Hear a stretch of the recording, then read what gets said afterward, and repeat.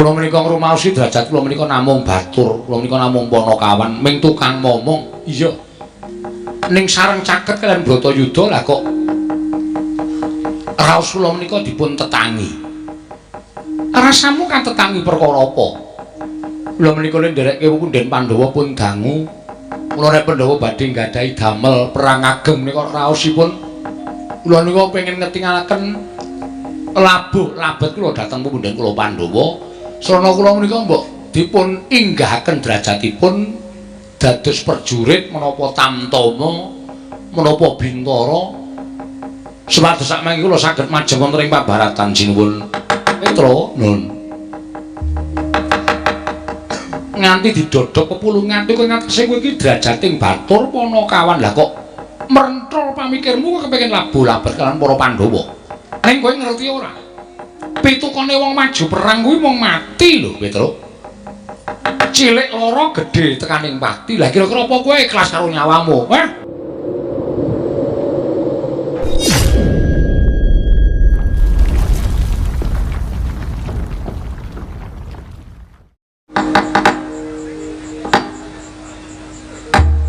Dewang Sukmana Madiluwih ana sasmintaning jagat wasisaning Bathara Paman Loso Jenar mugi kaprayogakna anggen jengan dika lenggah wonten ing madyaning datul ing negari Ngastina dinten sakmangke menika Paman Loso Jenar kawula nun nggih anak Prabu sampun boten kirang prayogi wiswanipun ingkang abdi ing kepatihan namung derenan sak samunipun kepareng kula ngaturaken sembah sumengkeming pangabekti kula kunjuk nggih anak Prabu ing Ngastina sampun kula tampi akarya bombong raos sing manah mboten langkung kasekecakno anggen jengan dika lenggah Paman Loso Jenar kawula nun nggih anak Prabu sampun boten kirang prayogi wiswanipun ing abdi ing kepatihan wonten negari Ngastina titikel nggan sakmangke menika nggih anak Prabu Duryudana Badurna Bapak Sukalima kasekecakno anggenipun lenggah madaning datul ing negari Ngastina dinten samangke menika Bapak Mremban Dureng Sukalima astaka swala sila berdobor swal gimbal sumarante hawala kula nuwun inggih nggih sampun boten kirang prayogi wiswanipun ingkang Bapak ing Sukalima wonten negari Ngastina dinten sakmangke menika namung kepareng kula ngaturaken pudya astutinipun ingkang Bapak ing Sukalima kunjuk ngersa paduka anak Prabu ing Ngastina nggih anak Prabu Duryudana sampun kula tampi akarya bombong raos sing manah mboten langkung kasekecakno anggen jengan dika lenggah kula nak sampun boten kirang prayogi wiswanipun ingkang Bapak ing Sukalima dinten sakmangke menika apa dene sira Dimas Surtayu prayogakna nggone siadi ngadhep ngarsanipun Kakang Yayi Dimas Surtayu lho diwaji sesembahan kula sampun boten kirang prayogi kula ngabiyantu ngersa paduka namung kepareng kula ngaturaken sembah sumengkeming pangabektinipun ing abdi kunjuk sandhang padha paduka Kanjeng Koko Prabu Jimat sembahan kula ndak tampa siadi atur bekti kelawan pun Kakang ora liwat pangestunipun Kakang Maratakna mring Sagung Prasata Kurawa kadang-kadang ingsun kanggo dang gantung sibu lho menapa sampun paduka dawuhaken badhe kula candhi nggo jimat sesembahan kula Sira Prabu Duryudana pun mangke Koko Prabu dening sawetawis dangu rawuh ngandika Kanjeng Koko Prabu Mandura rayi para ing Ngastina ngaturaken pasegan panakrami kunjuk sandhang padha paduka Kanjeng Koko Prabu sesembahan kula Koko Prabu Duryudana Baladewa ing Mandura jagat wasisaning Bathara Wayapura jagat Yai sampun kula tampi asung paseganipun paduka Yai Prabu ingkang rumentah dhateng Ngraka para ing Mandura akarya bombong raos sing manahipun ing Ngraka ing Mandura namung kepareng ngokosok wangsulipun kepareng ing Ngraka ngaturaken pudya pangastawanipun ing Ngraka kunjuk ngersa paduka Yai Prabu kadang kula ing Ngastina Yai Prabu Duryudana kula tampi akarya bombong raos sing manah mboten langkung kasekecakno anggen jengan dika lenggah Yai sampun boten kirang prayogi wiswanipun ing Ngraka ing Mandura ditikel nggan sak mangke menika Yai Prabu Duryudana Koko Prabu sewu-sewu kalapatanipun ingkang rayi tadah wadana dene dinten samangke kula wantun hambayongi dhateng rawuh paduka Kanjeng Koko Prabu miwah sangganing para sepuh Paman Harya Sengguni Bapa Durna sedaya katuran lenggah madaning Datulaya monggo dinten samangke menika sanes dinten pasewakan nanging mbok menawi akarya kejet penggalipun para lenggah para sepuh ingkang sami lenggah madaning Datulaya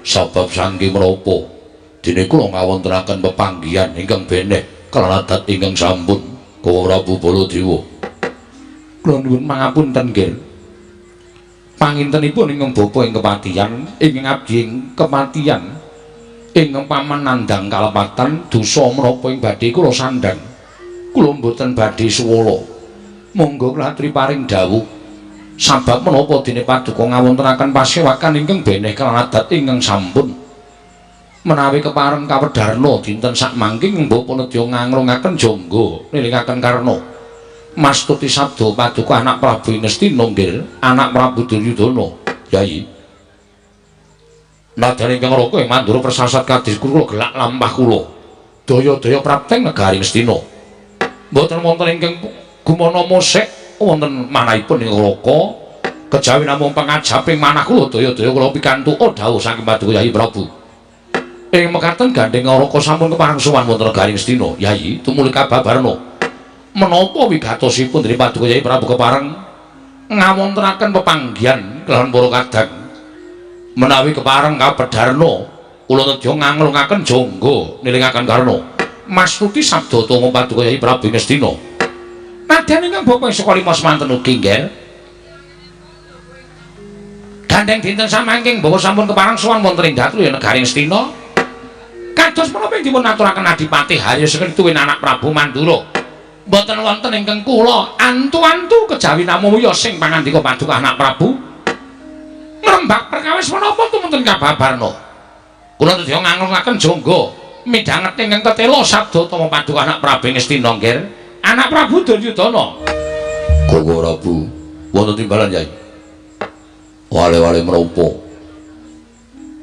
anggen kula ngawontenaken pasewakan dinten sakmangke beneh kalawan adat ingkang sampun mboten badhe ngrembak perkawis negari miwah mboten badhe ngrembak perkawis kanalindranipun ingkang putra Duryudana nanging kula badhe ngungkap dhateng kejaten ing raos kula Yai Prabu tumuli badhe ngungkap dhateng kejaten ing raos paduka Yai Prabu menika kula nuwun sewu ingkang dipun penggalih menapa Yai Koko Prabu wonten timbalan dangu sangsaning dangu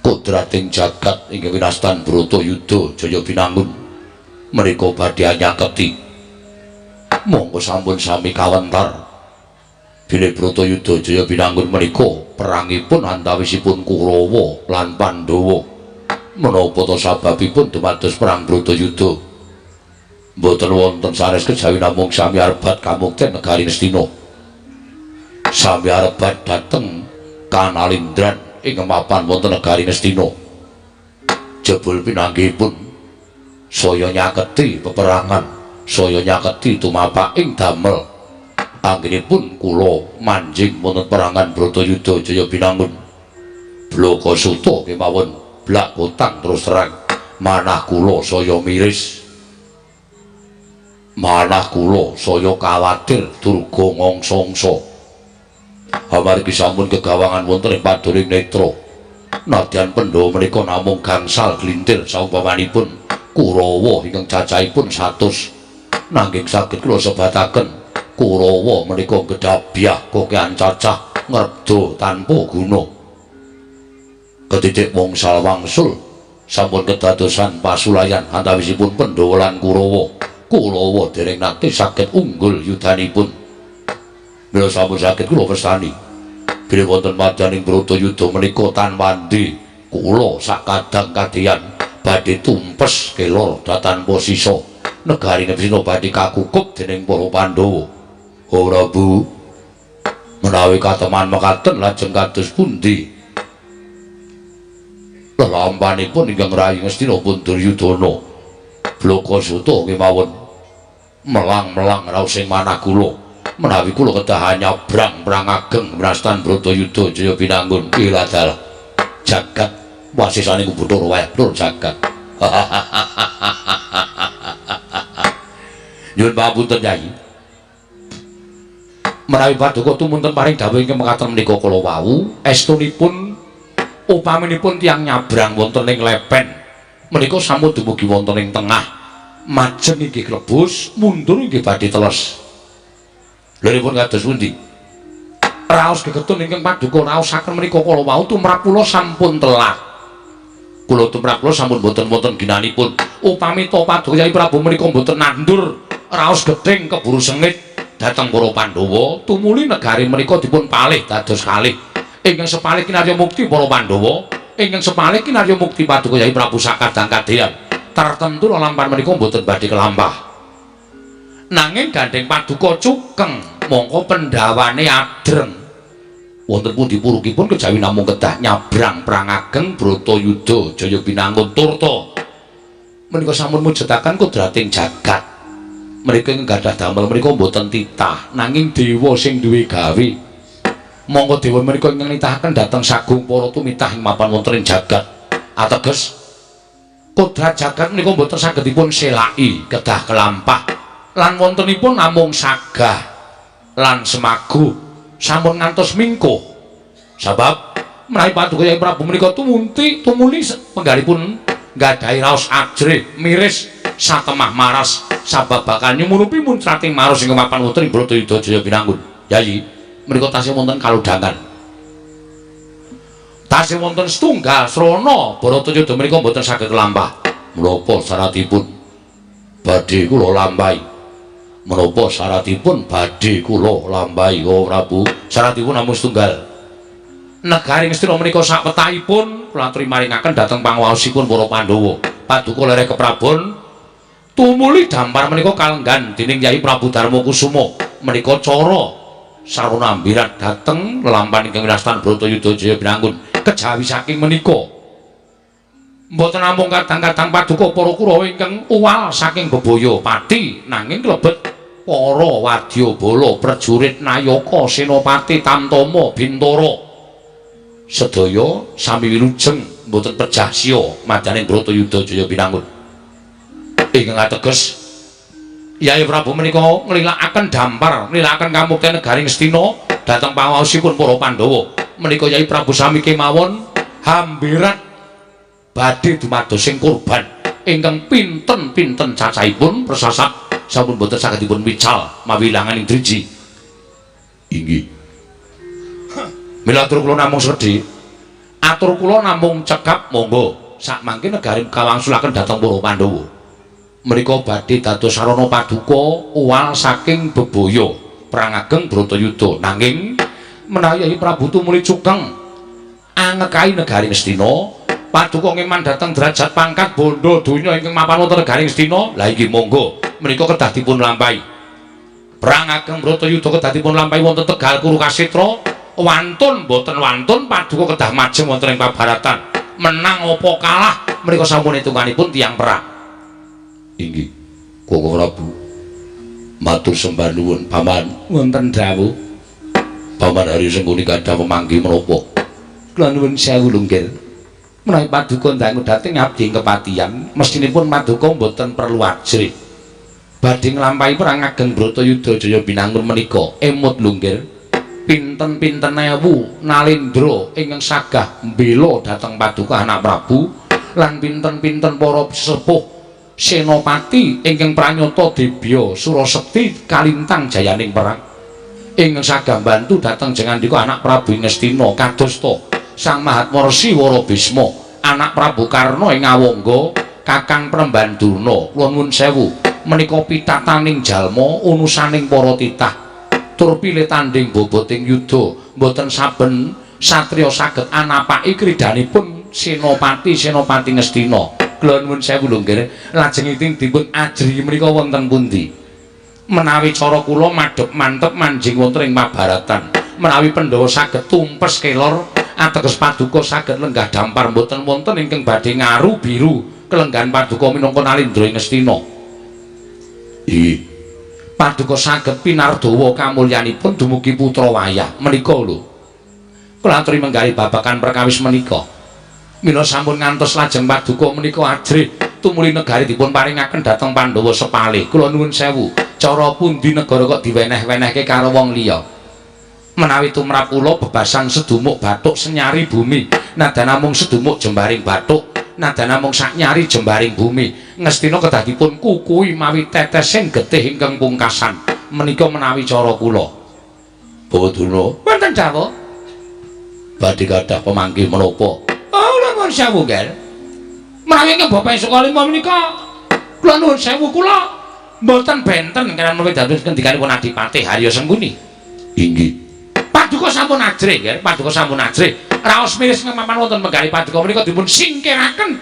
Tumuntun dipun gantos raos majep mantep anggen paduka badhe nglampahi Bratayuda Jaya Binangun. Kula nuwun sewu lho. Ngastina menika kathah para tetiyang ingkang nyatanipun Debya Surasekti kalintang jayaning perang. Pilih tanding boboting yuda bebasan tinatah mendat jenara menter tinumbak bengkong sinuduk putung menika tiang-tiang Ngastina. Iya. Kula nuwun sewu. Adipati Karna ngawangga ingkang Klaka menika persasat gesangipun sak traju sak babak kalian para Jawata. Lajeng kula menika nuwun sewu nadyan dipun sawang separo netra. Niku basa napa niku? Dipandang sebelah mata ngoten lho, Dipati. Maksudnya dipaci sawang separo netra. Nadyan namung dipun sawang separo netra nanging kula menika nuwun sewu. Menawi sampun purun cancut Taliwanda, sinten ingkang badhe maida dhateng kadhetipun Bengawan Durna? Monggo kula menika dek enamipun kula menika mboten wonten tiyang kang mantun karo Raden Kumbayana menika mboten wonten. Ngono ya Kakang. Nggih, niku saestu Dipati. Mila panjenengan sampun ngantos kuwatos. Kula badhe sagah kinangka dados cagak tuaipun Narendra Krisna Prabu Duryudana. Nadyan putung kabandhemna, nadyan remuk kasawarna, kula mboten badhe ajrih mengsah anak-anak kula para Pandhawa. Turta malih nuwun sewu nggih. Kakang Prembanduna menika gurunipun para Pandhawa. Pandhawa dereng nate aben ajeng kaliyan Kakang Prembanduna. Menawi mangke Kakang Durna menika dipun ajengaken wonten ing pabaratan mungsuh murid-murite. Ketoke kok dereng wonten kelampahan, ketingalipun dereng wonten lumadosipun ing atasipun murid. Kok saged menang kalian gurunipun menika kok ketingali dereng wonten. Ya ngono to Kakang. Bener. Ora ana murid kok menang karo gurune. Nek pangkate sosok pancen dhuwur murite, ning bab kepinteran ora bakal menang karo gurune. Lho niku lho, nuwun sewu Bawadana. Wonten dawuh, Ger. Menawi tumrap kula pamanggihaten menika kok klentu. Lho, klentunipun wonten pundi? Samenika kathah tetembungan taruna ngungkuli bapa. Tegesipun murid menika ngawonaken dhateng guru. Tur dasaripun menika ingkang dipun ajab dening gurunipun. Aja kok murid kalah karo gurune menika tumrap kula murid lan nampa ngelmu saka guru menika kirang tuwaju. Monggo gegadhanganipun guru menika murid nek bisa ngungkuli gurune. Murid nek bisa ngungkuli karo kapinteraning gurune, karo keprigelaning gurune. Tumrap kula sak menika kathah. Mula tetembungan taruna ngungkulana bapa. Menika tumrap kula kathah. Menika rak pamulangan sanesipun Sukalima. Nek Sukalima murid kudu kalah karo guru. Ha gunane apa guru kok kalah karo murid? Antene ora sinau nggih Dipati nggih. Nggih. Bapa ngungkulana taruna. Nek nggen kula walik. Oh, ngaten. Kedahipun ngaten.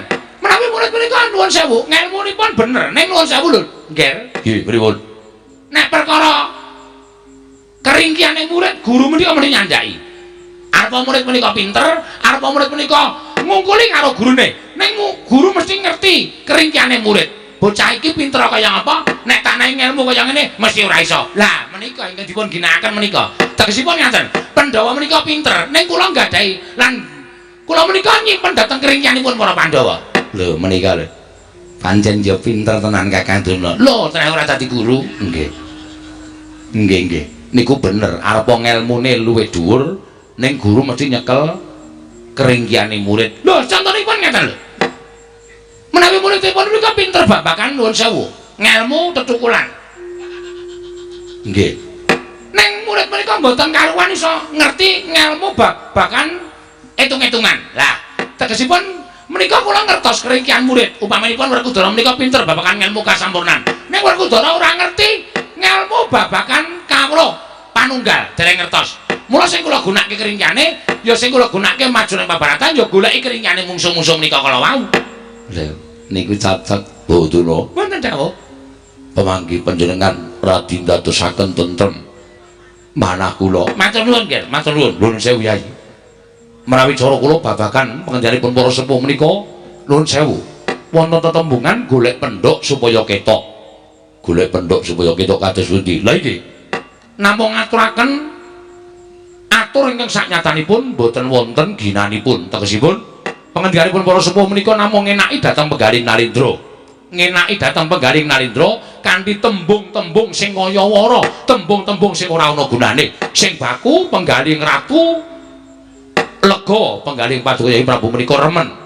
Menika kula nuwun sewu, ciri getheke kawula Ngastina menika ngaten menika. Nayaka Ngastina menika ngaten menika. Wiwit disumpah dadi nayaka, senengane wis sapus-sapus, senengane mung gawe seneng atine ratune, ning jane sing dikandhakake menika ora padha karo kasunyatan. Menika ngaten menika. Nuwun sewu, panjenengan ngendika kok ngenani atine kanca ta. Mbok ampun ngendika kaya ngaten. Wong kula menika matur menapa wontenipun. Jane kula tak takon. Nek pancen Kurawa menika iso menang karo para Pandhawa, kula tak takon karo sampeyan dek kapan Kurawa menang karo Pandhawa? Mongko wis bola-bali, pendak-pendak ana wektu, pendak-pendak ana kaludhangan, Kurawa ketemu karo Pandhawa, mesti padha regejegan, padha bentak sirah. Ning kula durung tau krungu kabare Kurawa menang karo Pandhawa. Niku rak dereng Bratayuda. Mengke nek pun Bratayuda, Kurawa ngempakaken ngelmu Jaya Kawijayan menika langkung mat, langkung teliti. Kula nuwun sewu lho nggih. Menika rak dereng Bratayuda, menika ngrembug Bratayuda. Lho nuwun sewu. Sajake kok ora ana kelakone, wong duwe ngelmu kok ora gelem ngempakake, menika dereng wonten kelakempanipun. Malah kala mangsa ana wong sing akeh sing padha kedanan ngelmu nganti menyang endi-endi dinempakake, menyang endi dirapal, dipamerake karo kanca kancane, menika pirang-pirang. Dadi nek ana wong duwe ngelmu kok ora gelem gunakake niku, kula kinten mboten wonten kelampanipun. Napa pancen ngelmune sing bosok ora ana gunane? Mangke riyen menika nyinggung perasaan kula. Kula nuwun nek dados gurunipun Kurawa menika kula. Menawi panjenengan lajeng ngendikaken nek ngelmune bosok, tegesipun panjenengan menika ngina dhateng ingkang peparing ngelmu. Upama kula ngina sampeyan lajeng napa? Ha iki mboten napa-napa wong genake tok. Namung genaken tok. Kula nuwun sewu lho, ngelmu kula menika sae, namung kula nuwun sewu, ingkang boten sae menika ingkang ngecakaken, mbok menawa wonten kalimat-kalimat ingkang ketrikel tuwin kliwatan, niat ingsun dadi niat sing ngene ya saged. Saking kesusune menika ya saged. Dadi ya ngelmu menika gumantung karo mantrane. Sampun, sampun. Sawul ngantos sami regejegan. Samangke kula namung kepengin sanget supados para sepuh menika sami mbantu dhateng repotipun manah kula. Para sepuh menika sami mbantu dhateng kuwatosing manah kula. Mugi kepareng ngageng-ageng dhateng manah kula. Mergi boten dangu malih Bratayuda menika badhe kelampah. Kula suwun supados sami madhep mantep anggenipun junjung dhateng kanalendran kula. Sarta kinarya cagak tuwaking kanalendranipun ingkang putra Punduryudana Paman Harya Sengkuni Prabu Baladewa. Miwah Bapa Durna, kula suwun kanthi sanget. Kula aturi madhep mantep kinarya cagak tuwak nalendranipun ing Ngastina Prabu Duryudana sampun ngantos rubuh dening para Pandhawa. Paman Harya, wonten dawuh. Mboten kinten babar pisan. Dene dinten samangke wonten Jawata ingkang mandhap wonten ing negari Ngastina, Paman. Menawi Paduka ngertos menika Jawata pawisikipun sinten? Aduh nggih. Nyuwun pangapunten, menika Iwang Pikulu Narada ingkang pareng tedhak wonten ing negari Ngastina. Perkencong warudaya mbak pong mbok bolong kali codhe sapa sing gawe? Duryudana. Lah kok kebangetan timen kita kuwi karo dewa kok ora apal iki piye to, Ngger? Ngetokke nek kita kuwi suwijining titah ingkang ora nate manembah. Nyuwun pamunten Pukulun, mboten kok mboten apal namung kula kesupen. Wis apal ora apal karo pelali iki padha wae. Kula ngaturaken bekti kula kunjuk. Ya ulun tampa karya Bombong Tias ulun pangestu ulun tampanono ya kula. Kula pundi nggo jimat dayana ing kasantosan. Pukulun bekti kula kunjuk. Sengkene ya ulun tampa. Pangestu ulun tampanono. Kula pundi nggo jimat paripin dayana ing kasantosan. Pukulun sembah bekti kula kunjuk. Para dewa ulun tampa karya Bombong Tias ulun lan pangestu ulun tampanono ya kula. Kula pundi nggo jimat dayana ing kasantosan. Kula ngaturaken bekti kula kunjuk Pukulun. Ya, Begawan Durna ulun tampa, pangestu ulun tampanono. Kula pundi nggo jimat paripin dayana ing kasantosan. Mugi kasekecakno anggen jengan dika lenggah Pukulun. Wis ora kurang prayoga prapta ulun ana ing negara Ngastina. Pukulun. Wonten wigatos menapa panjenengan rawuh wonten negari Ngastina? Menapa badhe paring dawuh bilih Bratayuda cabar ing damel? Kosek. Aja nganti kita banjur paring dawuh ing kaya mangkono maca kelawan batin ulun. Sayekti apa kita ngendikake mau luput. Liripun kados pundi? Prapta ulun ana negara Ngastina iki malah dadi kosok balen Duryudana matedhakake kelawan dawuh iki Wang Pikulun Jatimurti yen to iki wis saya nyaketi perang gedhe ing winastan Bratayuda Jaya Binangun. Ya kuwi perang antawising Pandhawa lan Kurawa. Ing padha rebut negara Ngastina. Pandhawa njaluk bali ning Ngastina, kita ingkang ngukuhi negara Ngastina mula wis ora bakal bisa diselaki meneh. Yen to Bratayuda bakal kelakon, mula aja nganti kita kaget besok apa Bratayuda bakal tumeka. Nanging ning wigati wiwit dina iki kita kudu tata-tata. Tegese tata-tata samapta ing gati sawigaing diri. Aja nganti kita mengko bingung merga dewa tumuli netepake dina Bratayuda Jaya Binangun. Ngoten Pukulun. Ya. Wis aja kita duwe rasa was lan sumelang. Aja kita duwe rasa miris. Nanging lakonana kodrating Jawata iki kanthi tawajuh. Kanthi cara mengkono, apa ingkang kita lakoni mau sayekti netepi marang kewajiban Alendra Ngastina ingkang kudu napaki Bratayuda Jaya Binangun. Matur sembah nuwun. Dene Paduka Purun sampun paring keterangan babagan Bratayuda menika mangke badhe saya anyaketi titiwahyaning mangsa kalanipun. Ya, pancen kaya mengkono. Lajeng ingkang salajengipun Paduka paring dawuh menapa? Sayektine mboyaana ya ming kuwi. Ulun dak rawuh ana ing negara Ngastina mung matedhake timbalaning Sang Hyang Jagat Girinata ya Sang Hyang Manikmaya supaya jeneng kita samapta ing gati sawigaing diri sabab mengko bakal ana tandha-tandha Bratayuda bakal kawiwitan ya kuwi para Pandhawa utusan duta pengawakaning para Pandhawa ingkang rambah kaping 3 mala kita kudu prayitna etungen mengko yen ana duta saka negara Ngastina sepisan kaping pindho lah ingkang kaping 3 mau wis katandha wiwitan Bratayuda Jaya Binangun ora bakal bisa diberat maneh nger Kulupati.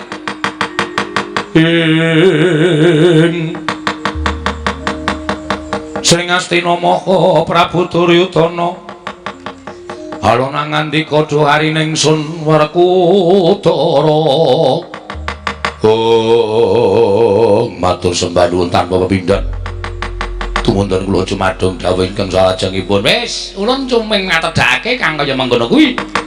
Mula ya kula sarta ati-ati duga-duga digawa.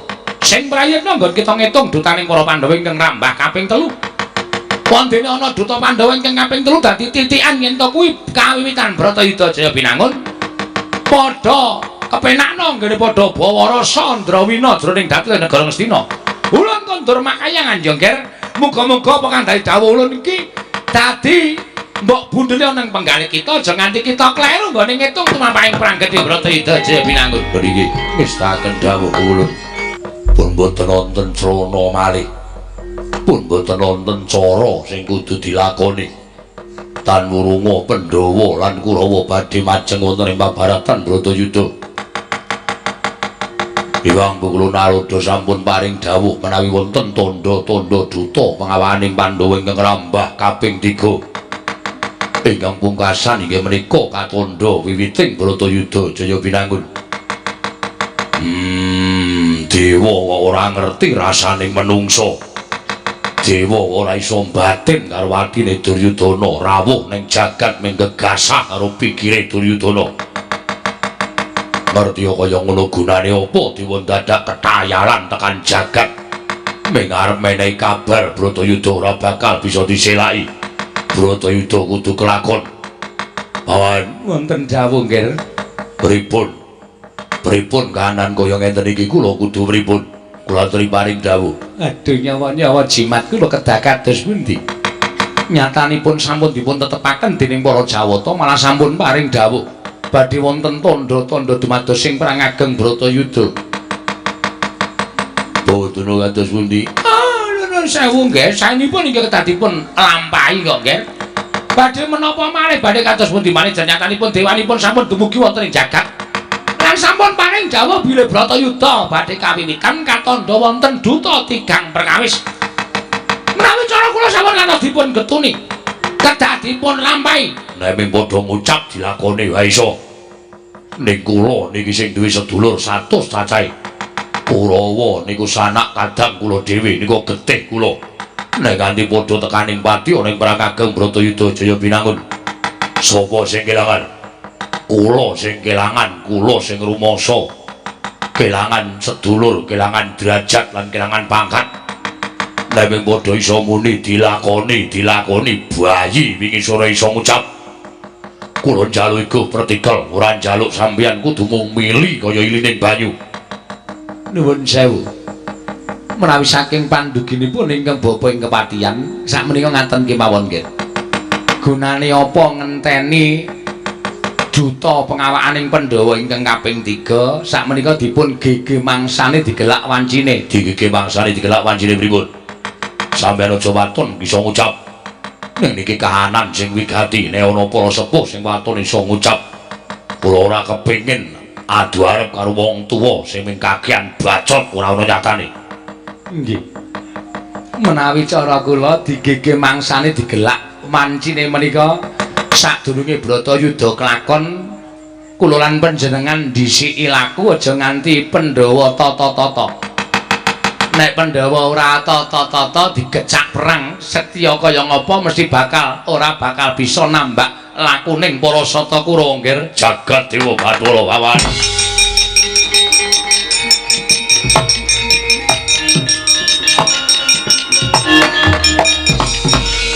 Niku sing kula karepke. Duwe iku, duwe partikel, duwe penemu kaya ngoten niku sing kula karepke. Ora mung enak-enak lungguhan sila tumpang kendangan dengkul mangan suguhan. Ning ora ndek penemu babar blas ming paitan klambi batik. Racak-racak itu kaya ngono kuwi. Kula kepengin sing duwe penemu, kula kepengin padha ngulir budi ngasah kadewasan. Kula cocok, kula mathuk nek dinten iki dhisiki perang wonten negara Ngamarta. Disi perang teng Indra Prasta. Mumpung srayaning Pandhawa dereng sami dugi, mumpung Pandhawa durung duwe kanca, wong 5 digecak, wong 100 mesti bakal tekaning pati. Menika ingkang kula kajengaken Yayi. Lho nyuwun pamunten. Menawi caranipun mekaten kula nuwun sewu panjenengan badhe dipun cacat dening jagat. Panjenengan dipun poyok dening para kawula. Kula ora usah gagas perkara kula dicacat karo jagat. Dipoyok dening para kawula. Sing baku kula menika golek kemenangan perkara carane piye menika manut kalian kula. Lah menawi caranipun kados mekaten menika tegesipun paduka semana singkar dhateng jiwaning kasatriyan, ora ngrebug jiwa kasatriyan. Kula ora ngrebug perkara kula menika satriya napa boten. Wong niku sing digoleki menang, perkara carane piye kudu menang. Duryudana kudu menang. Nek perlu digecak perang negara Indraprasta dina iki uga. Wah, menawi ngaten kula nuwun sewu, kula mboten tumut-tumut. Kula nek saya menawi caranipun maten kula mboten melu-melu. Sampun ngantos kula menika dipun senggu wong tuwa ora elik-elik karo kadang taruna, teka duwe pakarti kados mekaten kula mboten tumut. Ora Bu, wonten dawuh. Nek pancen sampeyan ora gelem melu, nek pancen sampeyan ora gelem melu-melu perkara niki, sampeyan ora gelem nderekake apa sing dadi karepane Duryudana, kula mboten apa-apa. Kula mboten badhe anjiat, kula mboten badhe ameksa. Ning saniki kula aturi menggalih piyambak, gunane napa sampeyan lengguh teng mriki? Gunane napa sampeyan jagong teng mriki? Nek sampeyan ora ngrojongi pakartine Duryudana, upama sampeyan kula anggep Sampeyan iku lair ndedhiple ing Astina ning batin sampeyan ngemuli Pandhawa napa mboten lara ati sampeyan.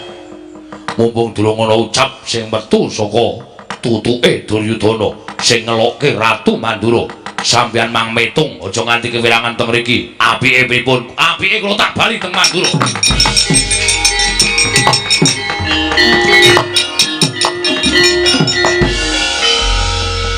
Tunggu dulu. Wonten dawuh, Ger. Sampeyan bini sepuh. Nggih, nggih. Kira-kira kono ana kula ndek penemu gepuk perang teng negara Indraprasta cocok napa mboten? Cocok ora, Kakang? Cocok. Niki lahir batin lho. Lahir batin nggih, Pak. Sampeyan kampun bebeda kula to. Niku wau ajeng kula aturke ning kedisian sampeyan. Oh, ngoten. Nggih. Kula duwe iga penemu tinimbangane kedisian luwung disiki nek cara kula ngoten. Oh, nggih. Nek ngoten sampeyan sagu dadi senopati. Nek perkara niku mengke riyen. Sagu mboten. Nek ora sagu tegese sampeyan niku ora mbilani karo anak-anak sampeyan Kurawa. Nek ora sagu sampeyan padha karo ngembrukke negara Ngastina. Sagu napa mboten? Mungsuhe ming para Pandhawa 5 lho. Pandhawa niku jare murid sampeyan. Ning Pandhawa luwih pinter tinimbang kula. Ning sampeyan ngerti keringganing Pandhawa kaya rembug sampeyan ngarep. Oh iya ya. Nggih. Sagu, sagu. Madeg Senopati teter. Nggih. Pun boten nonton. Pun boten nonton. Sampeyan beli sembiyen seneng sapa mrika? Wah, hobi. Ha nggih. Nggih. Nek ngoten diketapake para pusata Kurawa. Anak-anak kula mangkat sampe Dipati. Kula piyambak ngajeng nggepok perang negara Ngamarta. Pandhawa ajeng kula pateni kabeh. Nggih, ning niku mboten mung kandhek wonten ing pangucap lho kababar dadi pakarti. Lho, mesti ning ngono. Pendhita menika mboten kenging mencra-mencre kaya banyu tumumpang godhong mencre. Sente. Nggih. Ora kena blendra-blendre. Nggih. Diestoke. Kula estoke. Pangararyo, wonten timbalan. Budhal Kampodo Sibu. Kadang kula sata Kurawa ken ngrampit gegaman. Kecap perang negara Ngastina. Nek ngestaken dawuh pamit madal pasilan sing ati-ati Jaya bocah cilik Bawaduna. Wonten dawuh, Ger. Kula aturi ngawat-awati lampahing para Satakura nek perlu sampeyan kula dapuk minangka dadi senopati. Oh, nggih ngestaken dawuh. Mangke kula ngaturaken jangkanipun Pandhawa gangsal. Aja sok janji to. Senengane kok ngaturke sirahe Pandhawa 5 kelakon we urung. Aja sok janji. Ketoke bengi niki Pandhawa mati, Dipati. Oh. Ketoke. Nggih. Mula aja sok janji sik. Nggih, pun. Kok sampeyan iso kaya ngono mergane napa? Mergane kowe bola-bali kula mangan walang bengi niki, Dipati. Klebon. Ayo jenenge we neng sawah kok ya. Oh, ya wis ora dadi ngapa nganti dalang kok sangune kok baigon. Neng ya mbok semprotke sampeyan. Seneng nek sampeyan mendek kula mendem. Nggih mboten. Nesta kedha padung anak Prabu Duryudana panjenengan pamit madal pasilan. Surtayu.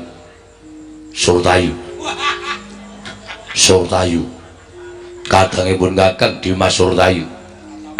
Mbok coba jawilen wong ora tau melu sowan kok sowan. Sur, wonten dawuh. Wah, kaget kula. Oh, panjenengan bocah ora. Prandekipun oleh dandan ora kaya-kaya wae. Ming arep turu. Kekeselan lempu dadi Den Mas Brata apa piye? Mboten, Mbak. Engko dadi ngono iki kondur keturun. Nggih. Surtayu wonten timbalan. Budhal Kampodo Sibu ingsun kundur ngedatun. Non parmatal pasilan sing ati-ati aja kaya bocah cilik.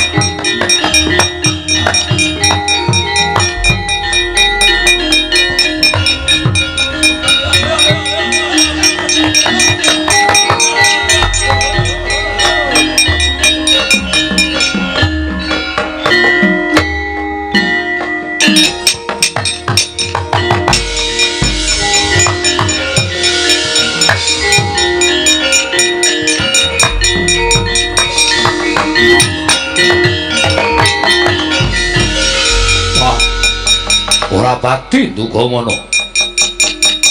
Wis bola-bali Baladewa tinimbalan sowan negara Ngastina. Monggo budhalku saka negara Mandura. Pengajapku supaya aku kuwi mesti entuk kabar ingkang becik, ingkang apik.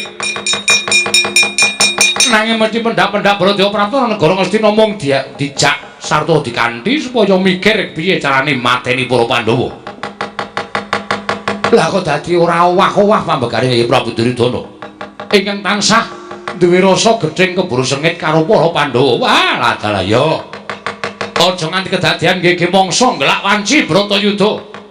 Apa ingkang bakal dadi pakarti ning para sata kula bakal tak aturake marang kadang-kadangku para Pandhawa.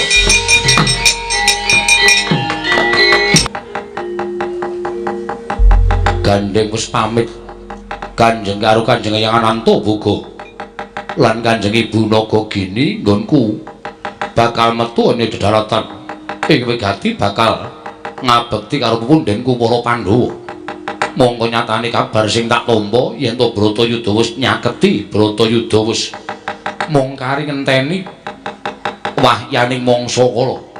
Ora lega rasane atine Antaradya ora ngabekti karo wong tuwa sarana aku ngorbanake lawan awakku kanggo kamenanganing para Pandhawa. Syukur bagi para Pandhawa bisa nampa marang Antaradya kadhapuk dadi Senopati. Dadi sarana nggonku bakal njunjung marang derajati wong tuaku para Pandhawa kabeh. Nuwun sewu Prabu. Kanjeng Rama Jodipati, Kanjeng Paman Madukara, kula ingkang putra Antaradya ingkang sowan ngabdi antarkersa paduka Kanjeng Paman.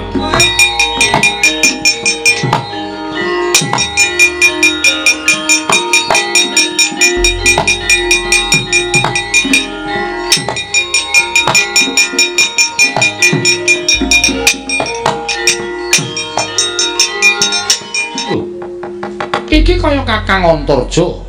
Ya Dimas. Lah iki malah adhiku lanang Wisanggeni karo Antasena. Iya, Kang. Oh, Kang, aku bareng karo Wisanggeni. Si Adyarti ndak menyang endi Yai? Ngerti ya? Satemene aku wis arembug karo Kakang Antasena. Gandeng aku karo Kakang Antasena kuwi suwijining putra Pandhawa. Ingkang beda karo putra-putra liyane. Tegese beda piye? Kakang Antaradya prisa dhewe. Aku kuwi ora iso ndodhok, aku ora iso tata krama, aku ora ngerti unggah-ungguh. Mongko dina samengko sumebar warata. Wis sumebar yen to Bratayuda wis nyaketi. Iya, pancen kepara nyata. Lah, aku karo Kakang Antasena kuwi duwe penemu. Yen ora ngabekti karo pepundhen Pandhawa srana nyelamakake uripe awake dhewe kanggo kamenanganing para Pandhawa, sesuk kapan meneh awake dhewe bisa mikul dhuwur mendem jero karo wong tuwa, ya wong tuane awake dhewe para Pandhawa, Kang. Mula karo Wisanggeni iki janjane arep sowan negara Ngamarta. Arep matur karo pepundhen Pandhawa, nek entuk awara Wisanggeni arep madeg Senopati sesuk mangsane Bratayuda. Upama ta ora, aku arep nyadong timbalaning Kanjeng Prabu Darmakusuma. Kewajiban karo Wisanggeni kuwi entuk kewajiban apa? Ngono lho, Kang. Dimas, kowe tak kandhani. Yen to jatine Antaradya ya kaya mengkono budal saka ing jangkar bumi. Pamit karo Kanjeng Hyang Anantaboga lan Kanjeng Ibu Nagagini, niatipun Kakang uga bakal sowan marang negara Ngamarta. Ingkang wigati mung bakal nyadong dawuh timbalaning para Pandhawa. Kewajibane Antaradya iki sesuk apa lan aku diwenehi pakaryan apa marang para Pandhawa yen to wis dumadi perang Bratayuda Jaya Binangun. Wah, ladal. Yen ngono padha bareng sak lakune awake dhewe, Kang, wis. Aja nganti katon meneh yo. Padha bareng-bareng mlaku budal marang negara Ngamarta. Ya Kang yo, bareng karo aku wae karo Wisanggeni. Aja nganti pisah wong niati ya padha. Ayo Dimas, tak tutke Yayi kadangku Wisanggeni Antasena. Wah, babu.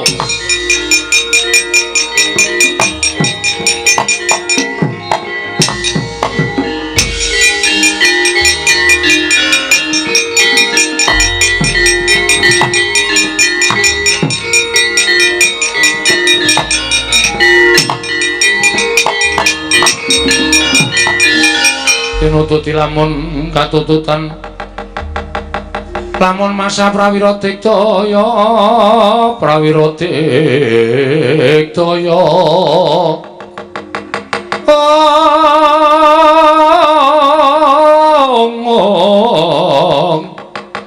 Ronanggono magawi gelar kira wang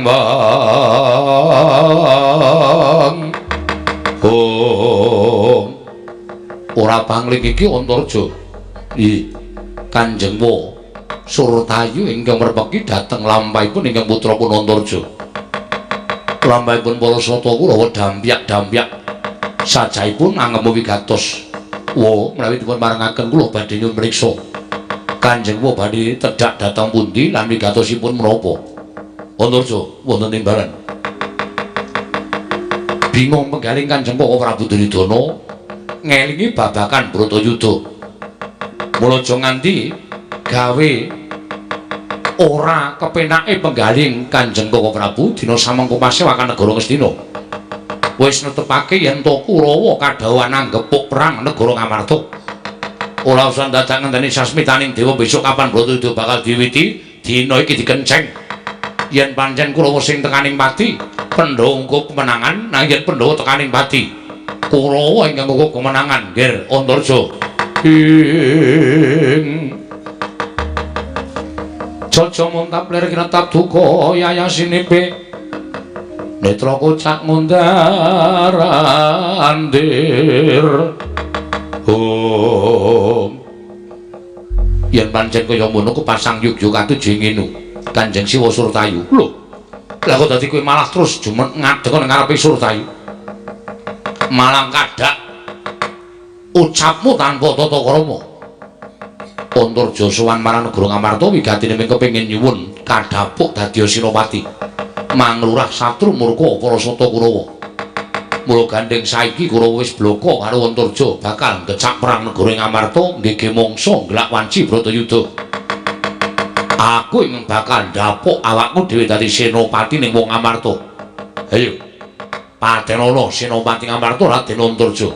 Ora kedego mateni Senopati Ngamarta Raden Antarja aja kakon tak babati gamanmu kowe Warsata Kurawa. Walah salah. Ngempe loro nggih Pati Sumuk nyawamu idam terbelo parat. Antarja, ana barang kowe bayi wingi sore. Kepengin tinjung akeret nyawamu ana jajal loro. Awakmu Surtayu maju jangkah untake nyawamu marang kayanganing Bathara Yama.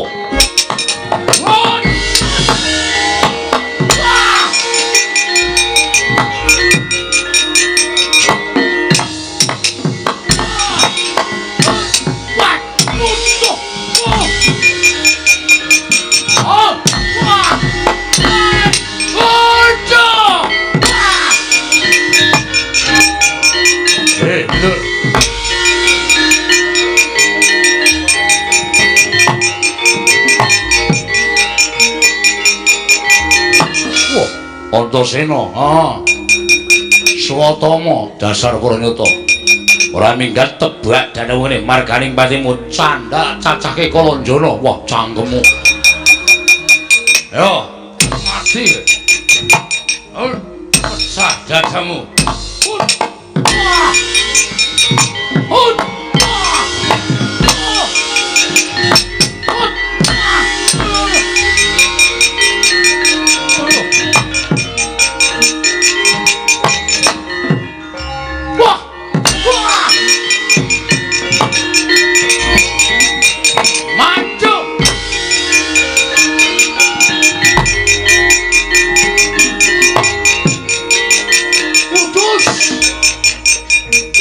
Tak kira apa?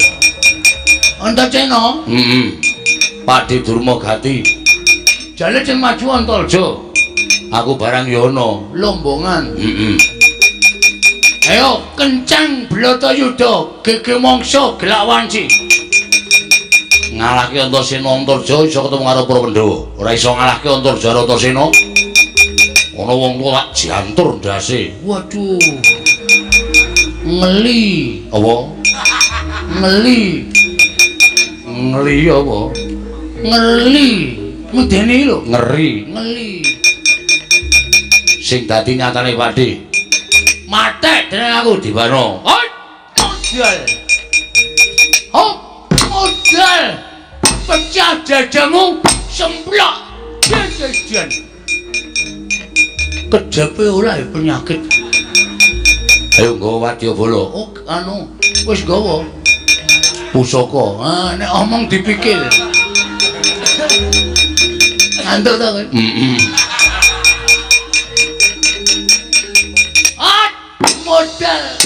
model wedan lapo. Glaji ndasmu dibano. Model. Wis ah. Kecel aku. Aku wong tuwa dadene. Nek nganti ora tok wales, wilang bebalang tenan. Ayo gage, walesen aku. Woi.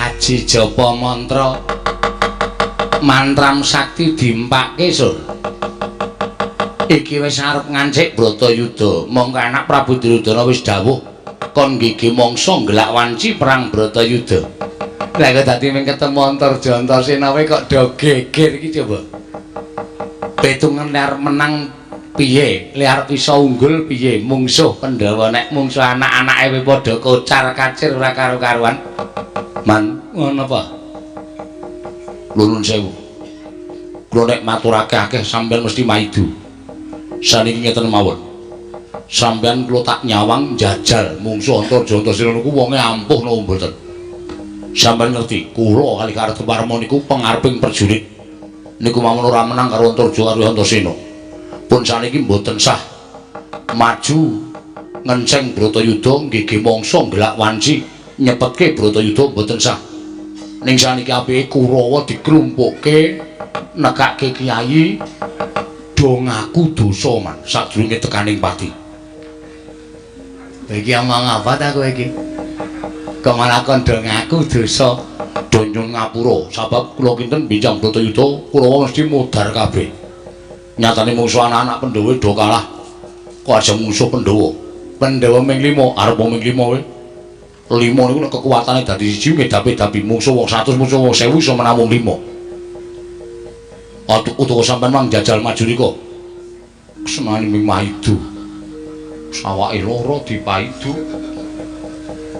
Rasane teng ati kaya diris-iris. Karta marmo. Kula kalah ajeng napa sampean? Ya wis nek kalah. Mulai juga paitan.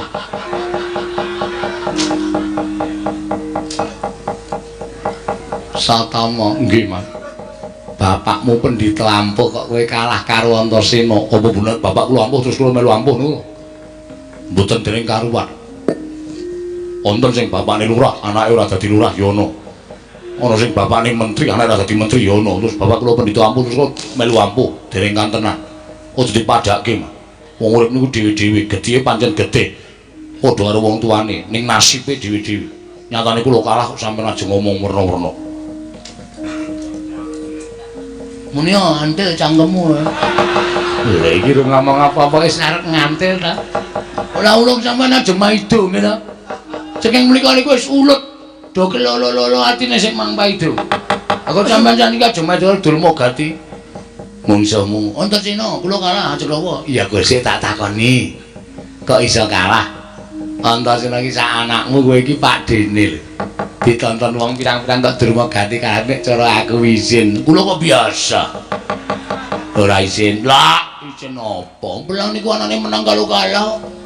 Nek pancen kalah aja napa? Adi budidaya menang ya ora ijo. Pun saiki ngaten mawon. Kulawa kon mulih bener ngendikane Kang Mas Sultayu. Kulawa kon ngaku dosa. Kalau sing gawe urip selama hidup niki munggo sesuk durung terjadi belang Bratayuda Binangun. Nek belang Bratayuda Binangun Kulawa mati niku mestine cecuk iso do munggah cualku lan nyemplung neraka. Ewa dene nyemplung neraka, sampeyan tok mawon. Ampun ngejak Kulawa, sampeyan dadi intip ing neraka wangun. Ora omongan karo kowe. Sapa sing durung maju? Lho. Biasane iki bengoke bantruk iki makmu. Jit. Maju ora? Kula kan? Rene sik.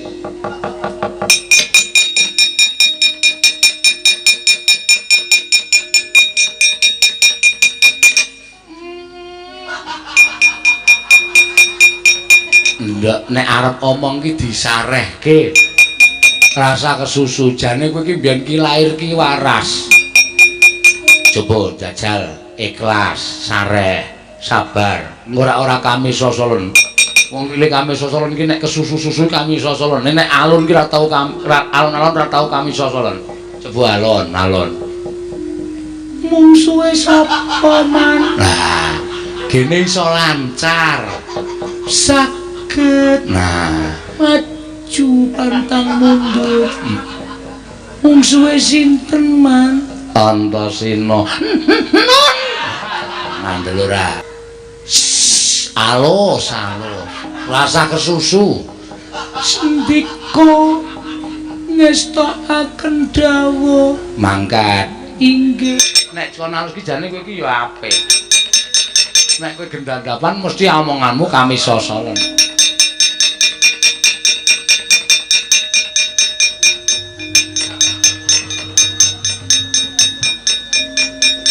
Pakdi. Oh. Wis mari poli kami sosolen. Wis Antasena. Rene arep ngopo? Arep umbah-umbah. Ngelabrak Antarja Antasena sing mepalangi lala. Lakine anu lakune para sesosata Kurawa. Wani apa karaku sing tak meseni apamu? Ayo, kowe apa aku sing tekani pati? Wah, kelakon tinju mbira kok. Tinju mbira kok mati jeneng aku ya. Alon-alon ya pati. Oh.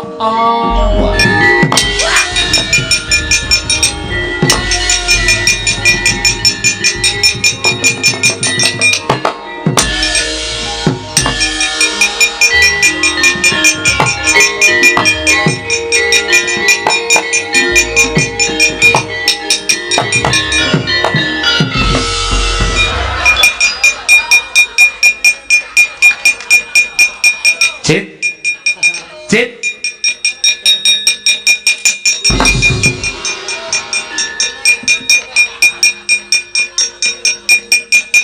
Dan. Alon bae. Alon sareh. Loro kok kon sareh. Kula wis iso sareh, Pan.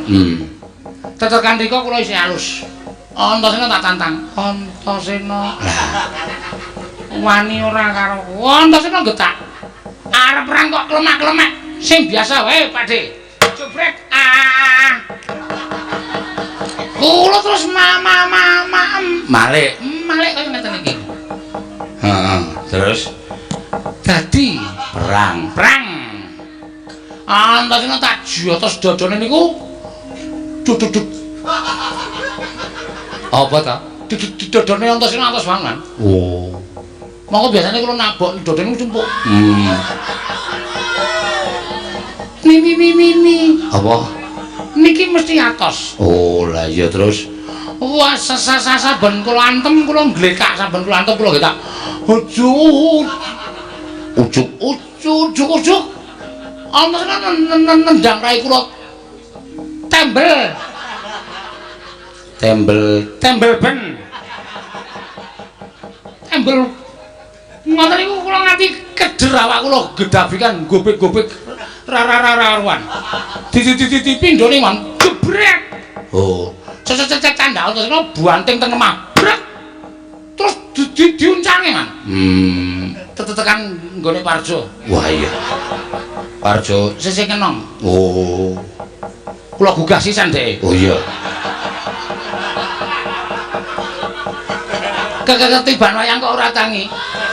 Terus lo gugah jojo tangi jo nafus jo. Terus lagi to. Dan nah iya ya wis ora apa-apa.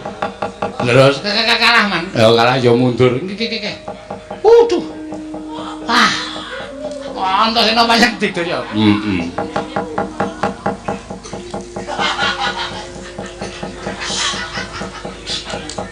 Wis Dit nek wis mlebu ora metu meneh. non.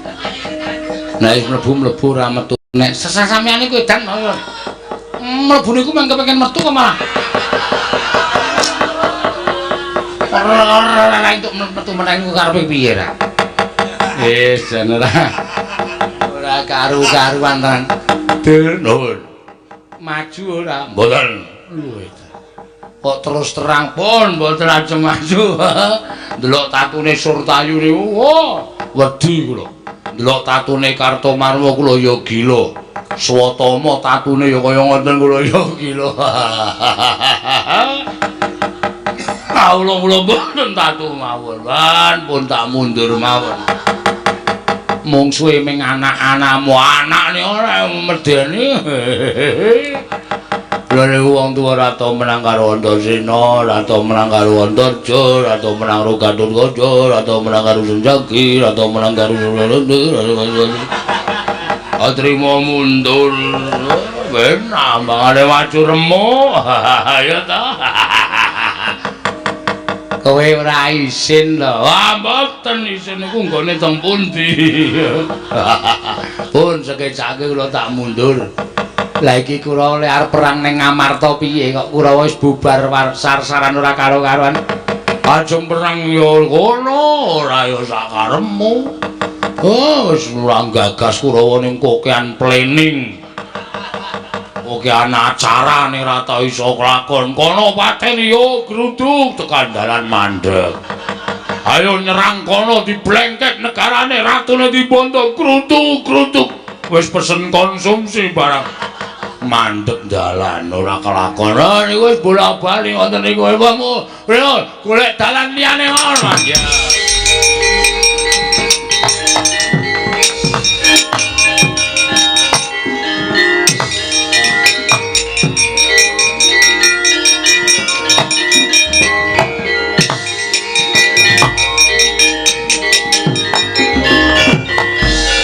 Dimas, piye Kang?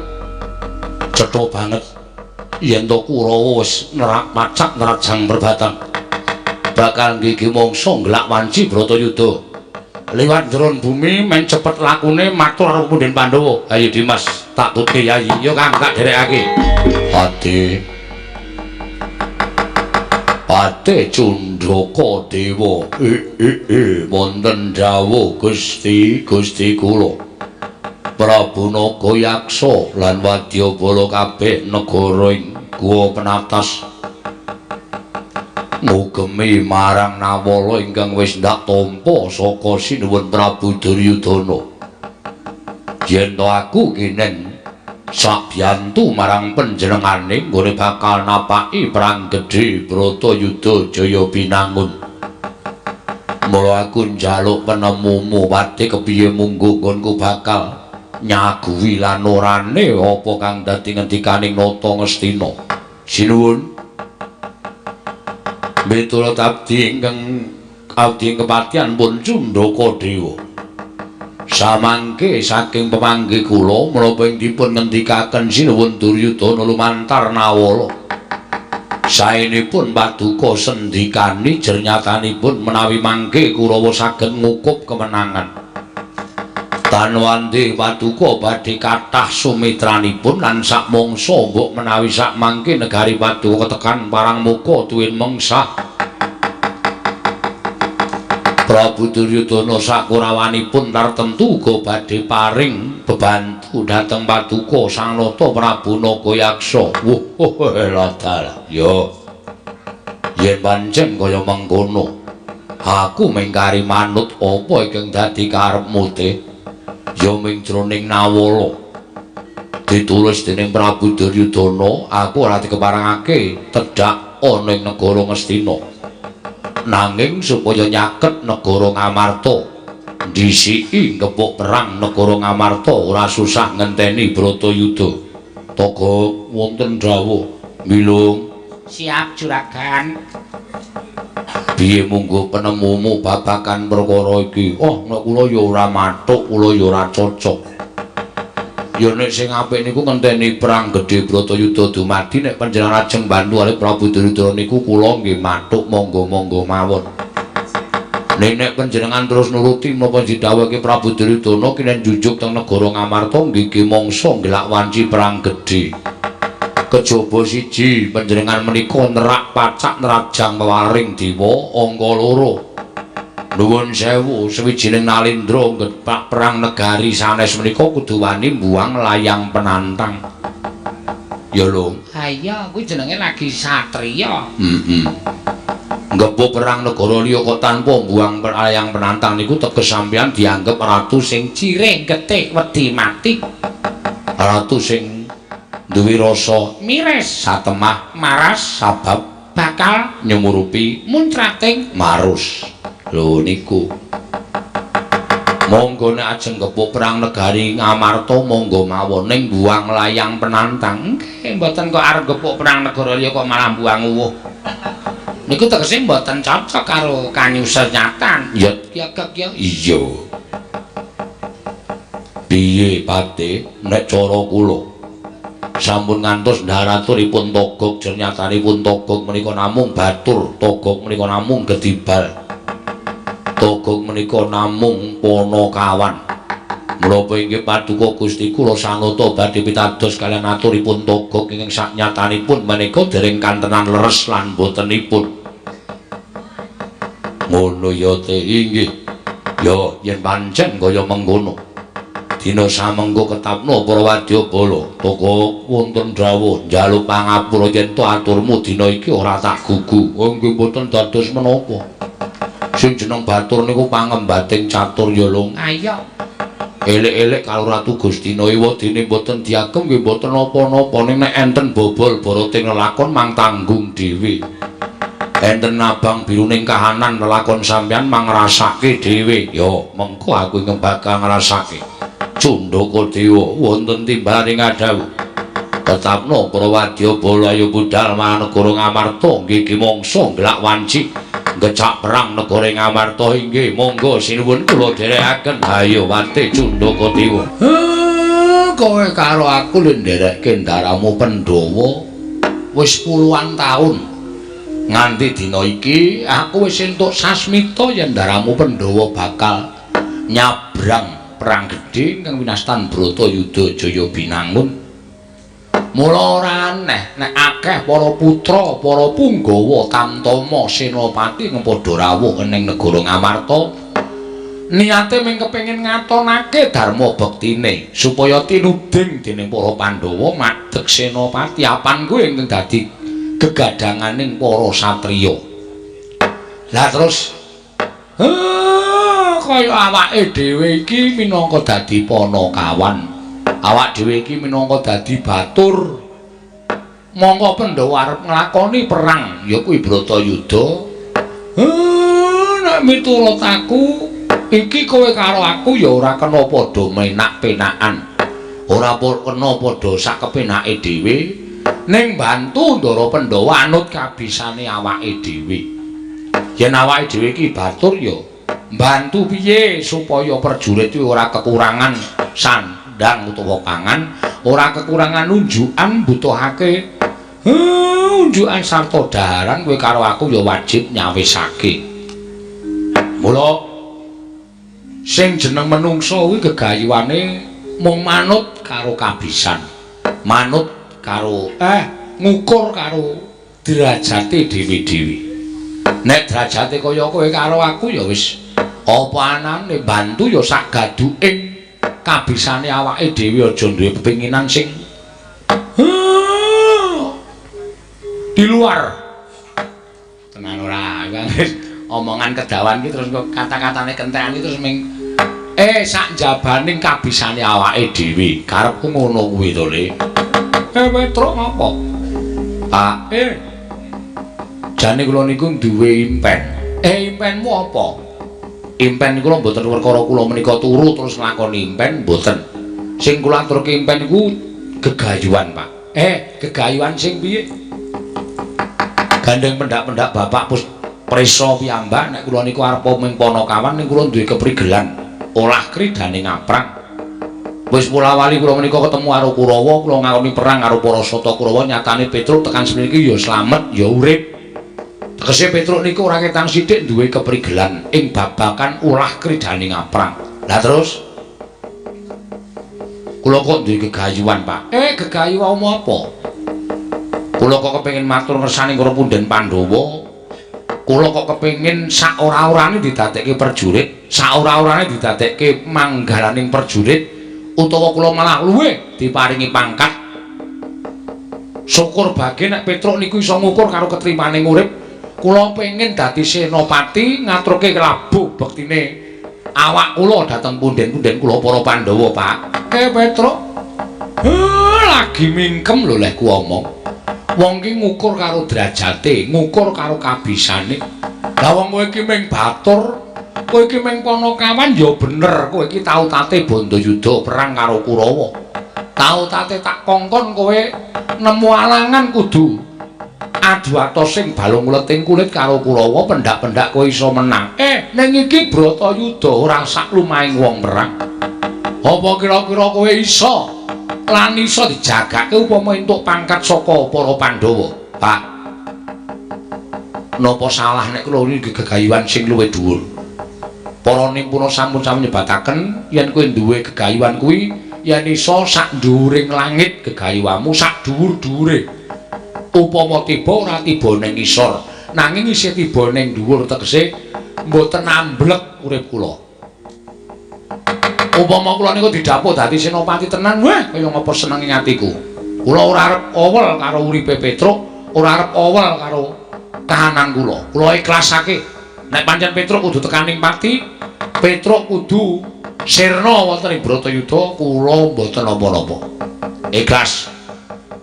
Patine Petruk, patine Panakawan ning para Pandhawa ngenami Petruk, kinarya rabuk kemenanganing para Pandhawa. Wo, sumpah lahir batin, Pak. Sekseni sing gawe urip kula mboten ajeng owel, kula ora arep ngrundel. Ning kula ikhlas lahir batin, Pak Semar. Anakku, anakku.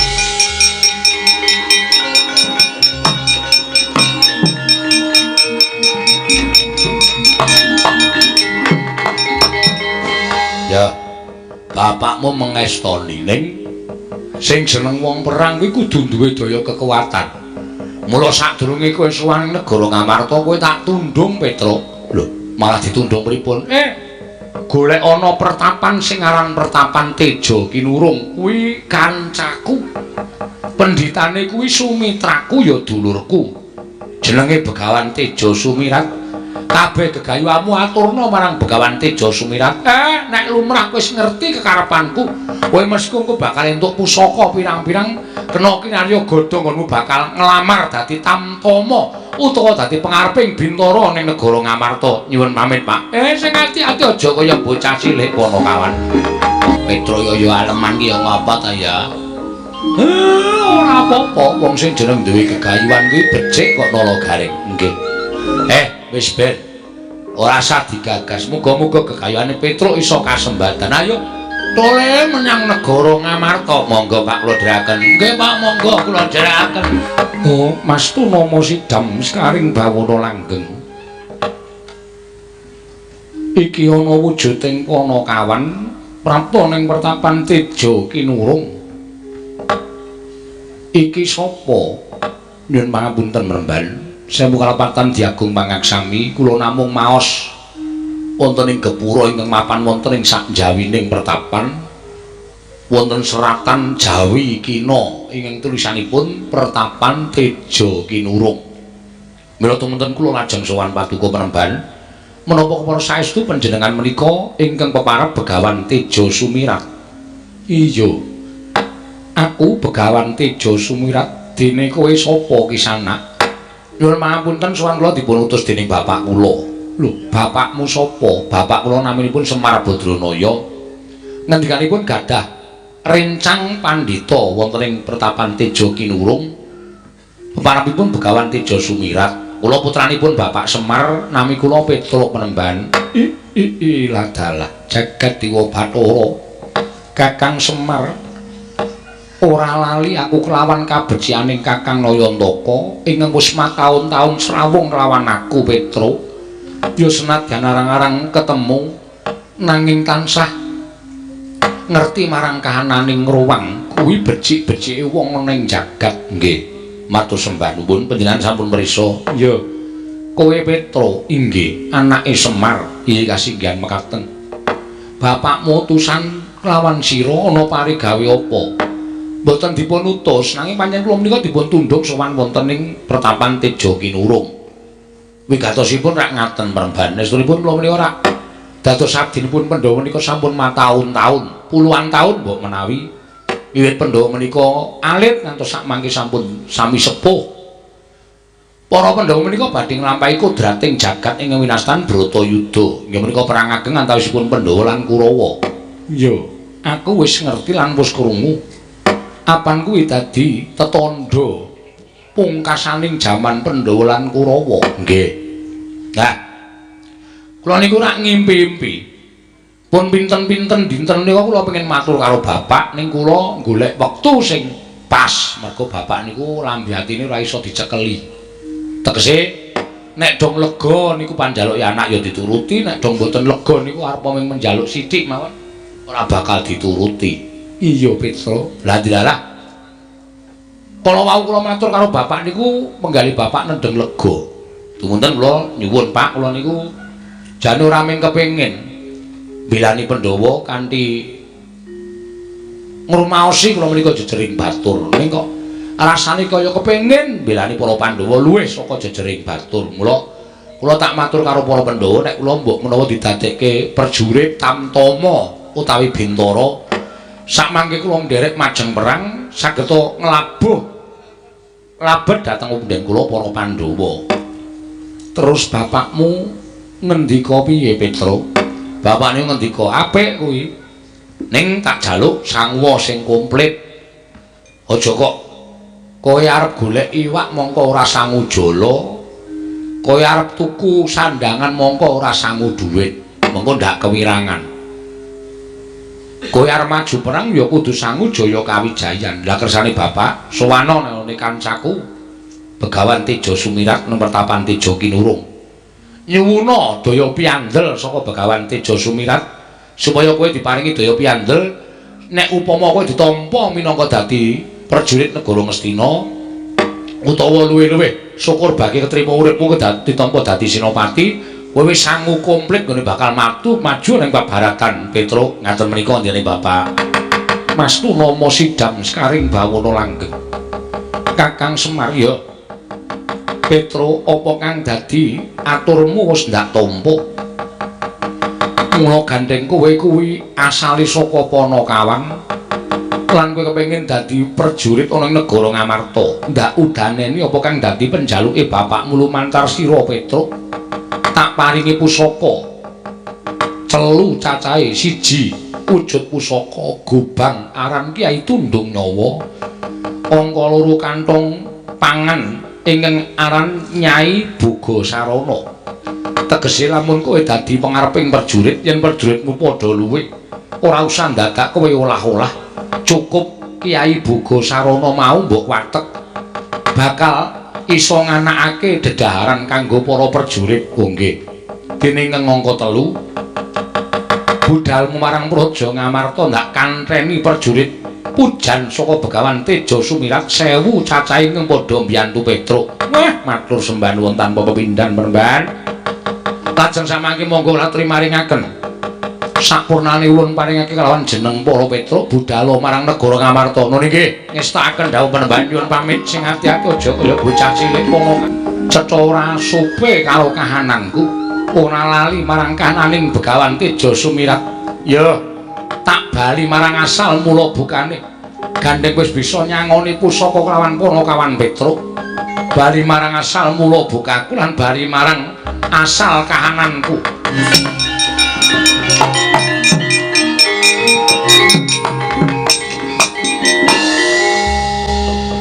Kowe ora ngerti kelawan apa sejatine aku Petro. Aku Jem Salantara Gandharwa Maya ya Gandharwa Raja Bali. Bangsaning Jem kowe ingkang dadi anakku Petro tak sebda muga-muga kelakon penjangkamu aku tak bali marang asal mula bukaku Petro. Wah!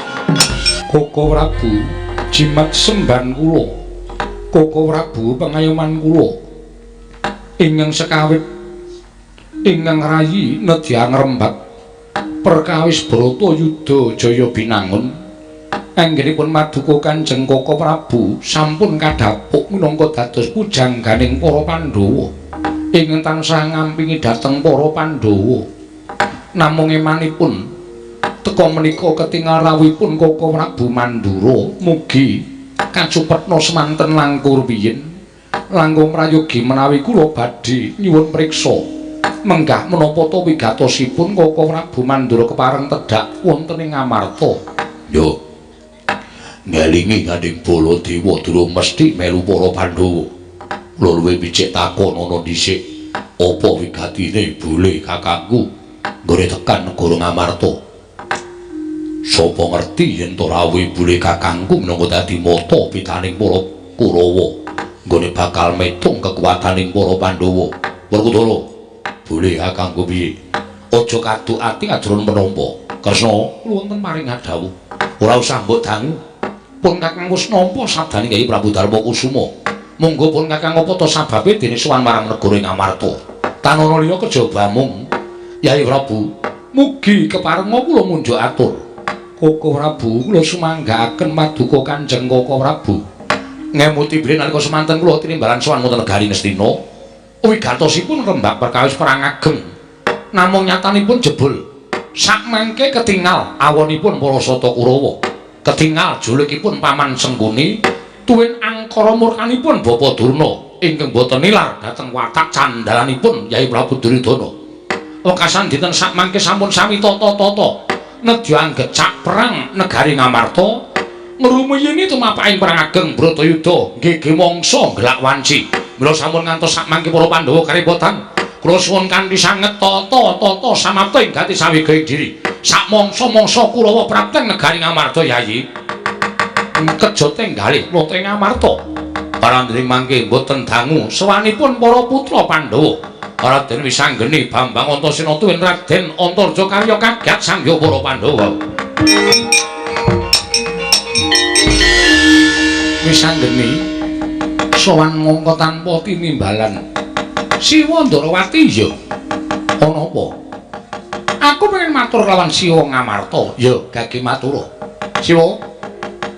Sewu-sewu kalepatanipun kalputane putramu Indrasila Geni, aku nyuwun mangapura. Wisanggeni ora dadi ngopo. Wisanggeni ning apa? Mung pengen munjuk atur lan manjehake lawan kewajibanku. Gandeng iki Bratayuda wis meh tumapak. Mula aku nyuwun dawuh. Gandeng Wisanggeni iki piranganing putra Pandhawa ingkang aku rumangsa ora duwe tata krama lan unggah-ungguh. Nggonku bisa ngatonake kabecikan sarta njunjung kelawan asmaning wong tuwa. Ya mung aku kudu besok bisa dadi senopati ning negara Ngamarta ngrabaseng para Sata Kurawa bareng karo kadangku tuwa Kakang Antasena wa. Wisanggeni, Siwa Ndarawati piye? Yen kowe takon babagan kuwi aja takon karo wakmu Puntadewa nanging aku ingkang bakal mene wangsulan. Siwa Ngamarta Siwa Ndarawati pengendikane bakal tak pundi dadekake jimat syukur. Kowe tak kandhani ya nggih. Yen kowe anakku Wisanggeni karo Antasena maju ning paperangan ora nganti telung kedheping paningal Kurawa ludes keles tanpa sisa tegese Bratayuda mengko Pandhawa ingkang ngukup kemenangan kuwi ing tak karepake nanging ora padha karo kodrating dewa. Kang mangkono sira kula mung bakal gawe wiranging para Jawata. Lah terus kananku sesuk piye? Sesuk ana lakone Dewi. Wisanggeni Antasena cinipta ana ing jagat pancen wis kinodrat dening panguwasaning Hyang Asih Prana. Ana mungsuh ing kudu mbok sirnakake. Mungsuh kuwi kudu tak sirnakake sapa? Bareng karo kadangmu tuwa ing Randu Gumbala ya Si Antasena. Sesuk Wisanggeni bakal mateni Bathari Durga lan Bathara Kala sadurunge tumapak perang Bratayuda. Kanthi cara mengkono Pandhawa ora ana ing bakal nggiri godhong ning lakoni perang gedhe Bratayuda. Ngono apa? Iya. Antasena ya ngono. Ya, Pakdi aku mengkari manut. Kanthi mbok lakoni kewajibanmu nganti tuntas iku wis dadi pratandha lamun wis Sandila Antasena wis labuh kalan para Pandhawa. Nanging yen to kowe ora gelem nglaksanani kewajibanmu, ateges kowe weya marang sesanggemaning para Pandhawa tumrap atmajaning aran Sandila Antasena, padha karo kowe nyelaki dawuh wong tuwa kang mangkono sira ora bakal kelakon njunjung lawan asmaning wong tuwa. Ya, Siwa Ndarawati, yen to pancen kaya mengkono aku mengkari manut kundura marang kasatyanmu dhewe-dhewe, sesuk wayane mangsa kala bakal katandha wisanggeni njaluk pamit kok.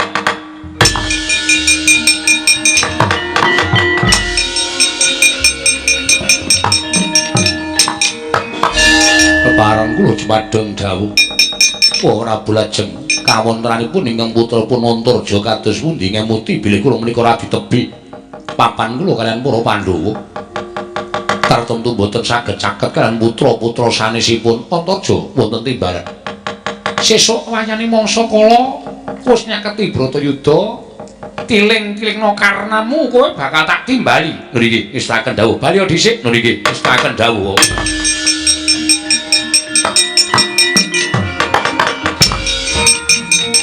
Kula nuwun sinuwun.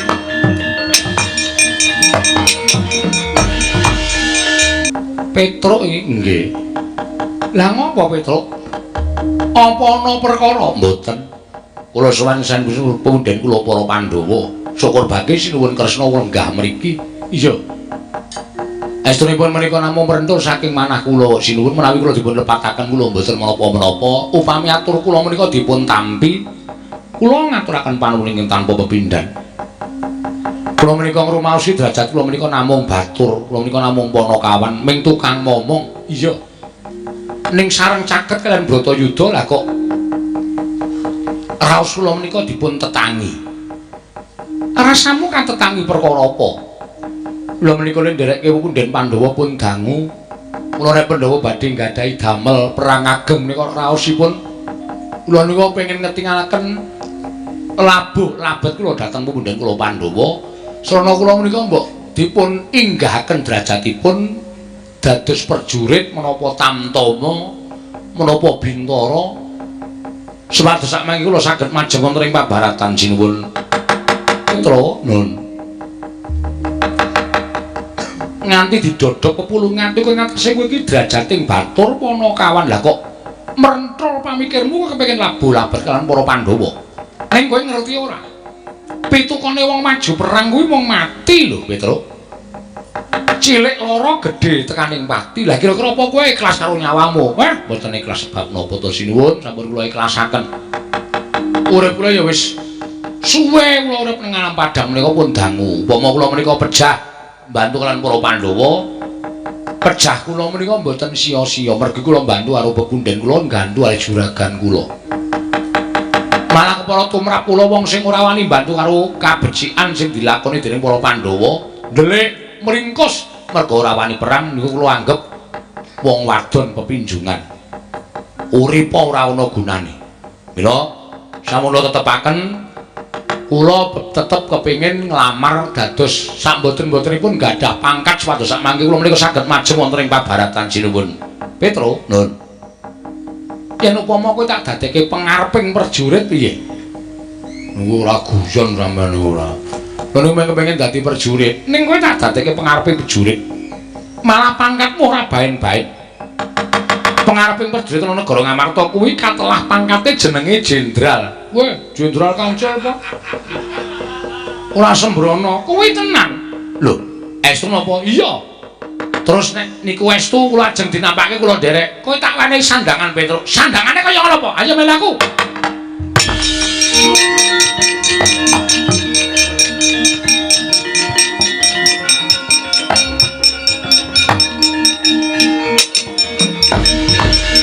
Lah, piye? Niki sampeyan niku mboten guyon to sinuwun. Ora. Kuwi tenanan. Kowe tak wenehi pangkat jenderal jenenge Jenderal Kantong Bolong. Wah, Petruk gleleng. Jenderal lele. Lek dengkul mlocot kuwi iso lali aku. Sinuwun Mandura ya nek kele ora. Wis ya, kowe dadi pangareping prajurit. Ananmu Jenderal Kantong Bolo. Nggih, matur sembah nuwun. Kula ingkang sowan sinuwun. Nolo Gareng apa ya pengen dadi jenderal? Ah mboten. Pun kula tak isah-isah mawon teng mburi. Malah ngrekoso dadi prajurit ketembak malah modyan. Eneng apa Nolo Gareng? Wah, kula wau jagi wonten tepis wiring negari Ngamarta. Mboten kanthi kanyono-nyono. Jebul wonten satunggiling Nalendra Yaksa ingkang ngamuk punggung Suratamta Nirbaya Nirwikara. Saking negari nggawa penatas naminipun Prabu Naga Yaksa ingkang nguwuh-uwuh anggecak perang negari Ngamarta miwiti Bratayuda utusanipun Prabu Duryudana. Wah, wedak.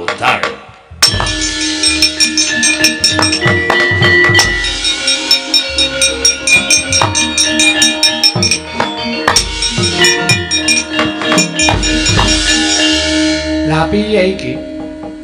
Wong lagi diwisuda, lagi wae rampung dadi pengareping prajurit. Ana kahanan geger kaya ngene kok malah merem lho. Lho, sinten niki? Petra ngono kok. Wah, gleleng bocah nek ketrima uripe. Truk. Tangi. Lho, Gareng. Basa karo kureng. Basa ngapa basa? Jenderal lho. Jenderal dekok apa? Aneh-aneh ora. Iya, iki wis sudah dadi jenderal pangareping para kawula. Ha nek pancen nyata kowe dadi jenderal nyramake uripmu marang kemenanganing para Pandhawa ana kraman kok micek ki jenderal apa kuwi? Kraman apa rek? Ah, buta ngamuk. Weh, latar.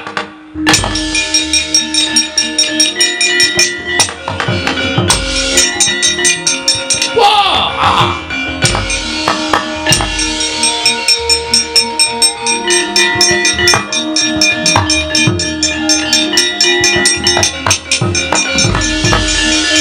Apa? Swara Kudara wis apa? Narendra nggawa penatas Prabu Naga Yaksa. Loro perang ning negara Ngamarta dawuh timbalaning Prabu Duryudana. Nggih mangsa glak wanci Bratayudaya endi Pandhawa kokope getihe.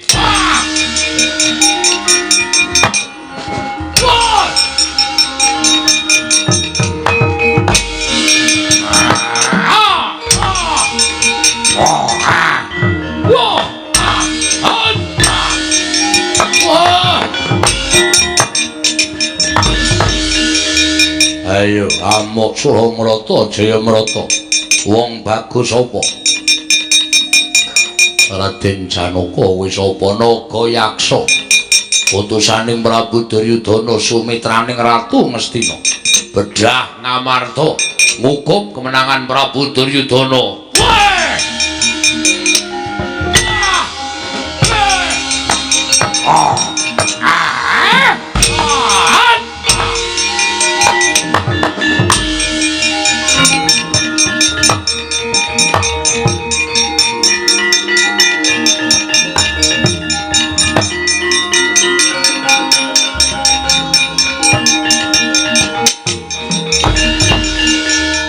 Jenderal Kantong siap lapanang.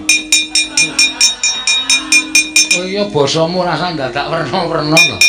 Nggih pripun? Iki kanggo ngatonake darmamu karo para Pandhawa. Nggih. Ora iso mateni buta kae, teges kowe mentala karo patine para Pandhawa. Ayo tak jajal kaya ngapa kesagamu. Siap.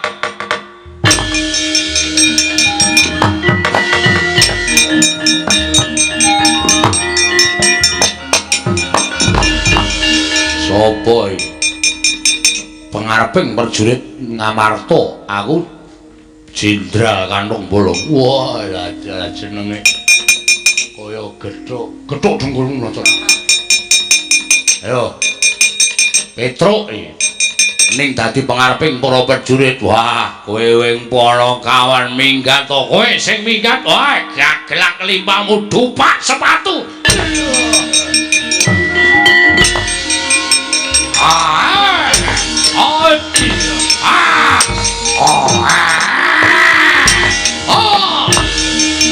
Ayo aku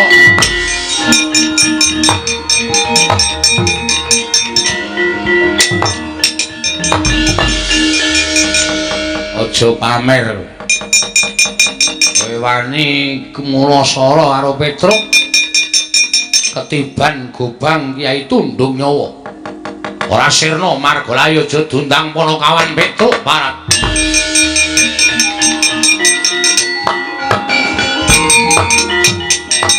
Woi!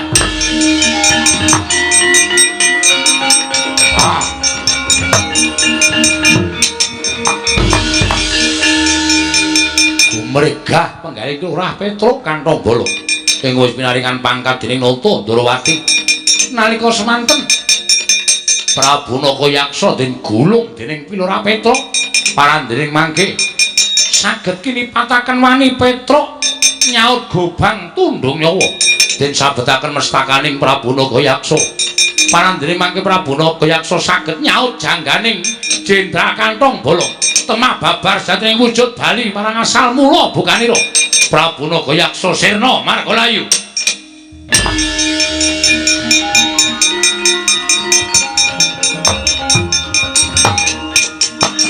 Oh!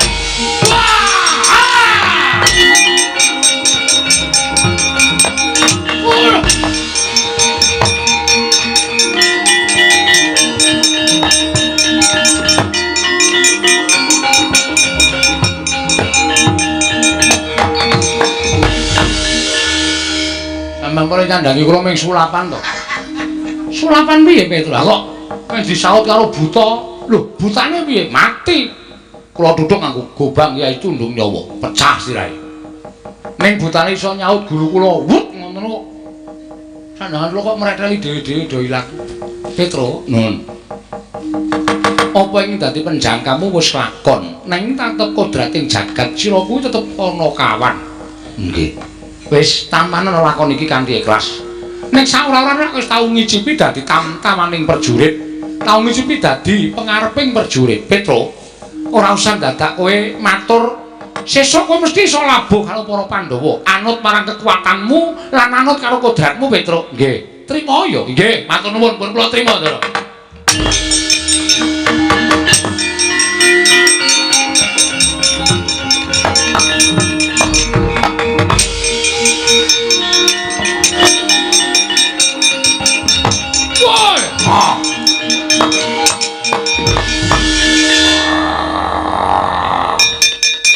Ayo Ratu Gustiku sirna Margalayu, aku ora nrimakake, aku belakno. Wah! Wah! Ayo!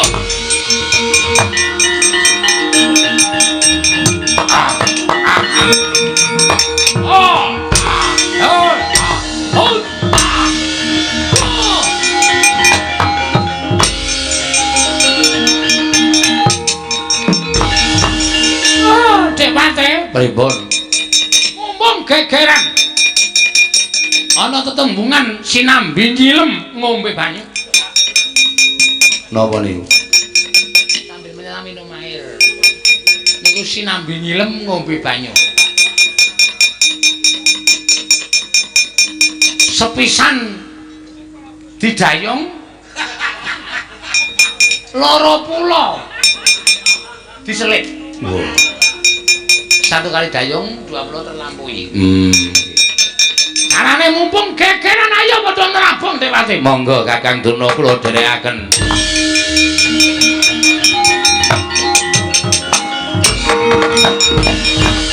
Arsa madangi jagat tumungu-mungu paning sapucaking bukir marebak bangsa mirat neng soroting surya mega lan gunung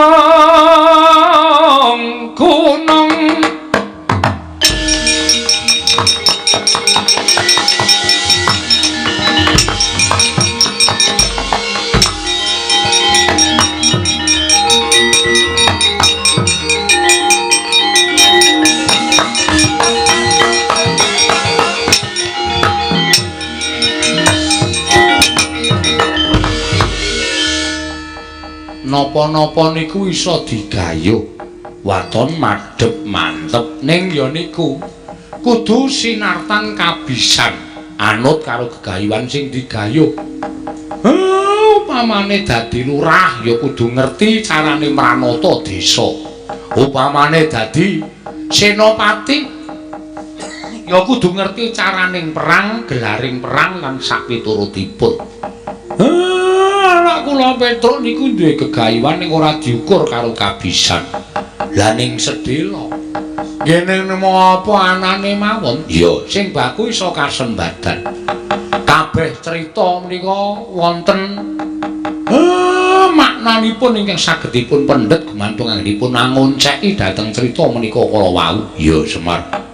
Purnaning gati sura sudrajane ingkang ratsuwa brasta tekaping kula Darmastuti rahayu ing samya makarya rahayu ing samya pinanggih ndara.